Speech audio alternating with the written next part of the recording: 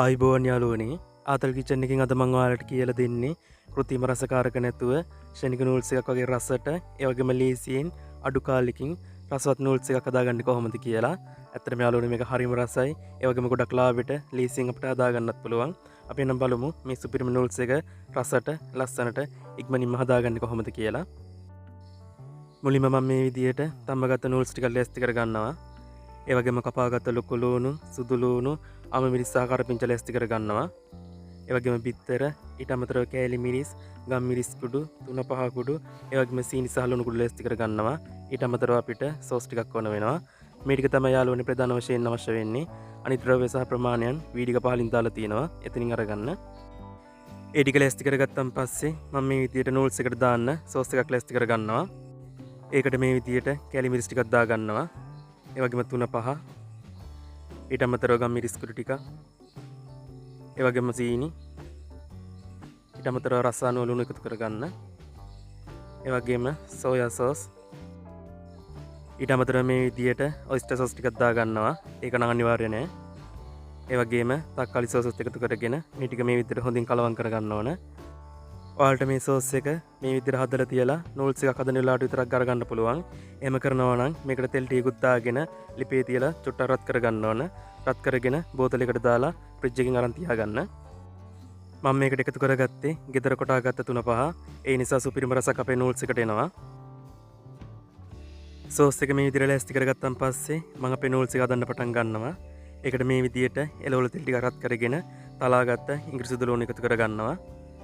ඊට පස්සේ පොඩියට කපාගත්ත ලොකු ලුණුත් එකතු කරගෙන මේ ටික විනාඩියක් විතර හොඳින් රත් කරගන්නවා. ඔයාලා ගන්න නූල්ස් බ්‍රෑන්ඩ් එකේ වර්ගය අනුව මේකේ රස අඩු වැඩි වෙන්න පුළුවන්. හොඳ බ්‍රෑන්ඩ් එකකින් අරගත්තොත් හොඳ රසකට ලස්සනට හදාගන්න පුළුවන්. නූල්ස් එක තඹ ගන්නකොට ලුණු සහ තෙල් ටිකක් එකතු කරගෙන තඹ ගන්න. මේ විදිහට ලුණු ටික විනාඩියක් විතර රත් කරගත්තන් පස්සේ මම මේකට බිත්තරයක් එකතු කරගන්නවා. මේ දවස්වල කිකිලියොත් ස්ට්‍රයික් නිසා බිත්තර හොයාගන්න අමාරුයි. ඔයාලගේ පැත්තෙත් ඒ වගේ නම් මේකට බිත්තර නොදා ගන්න. එහෙම හැදුවත් මේක ගොඩක් රසයි. මේ වගේ බිත්තර ටික හොඳින් කෑලි කැඩෙන විදියට අපි මේක බෙද ගන්න ඕන.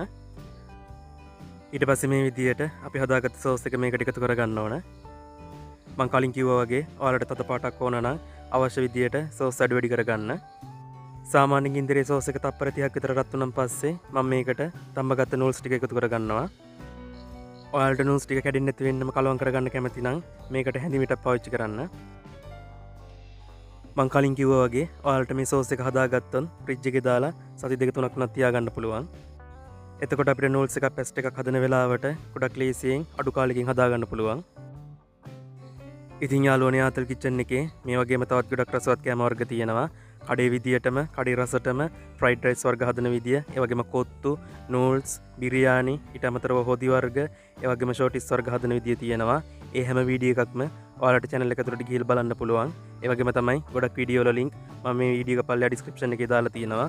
ඉතින්ුත් ඔයාලට මේ වීඩියෝ බලන්න පුළුවන්. ඉතින් ආතල් කිචන් channel එක හොඳයි නම් පල්ලෙහා තියෙන රතු පාට subscribe button එක ඔබලා එහා පැත්තේ තියෙන පොල්ලට bell එකකින් ගහගෙන යන්න.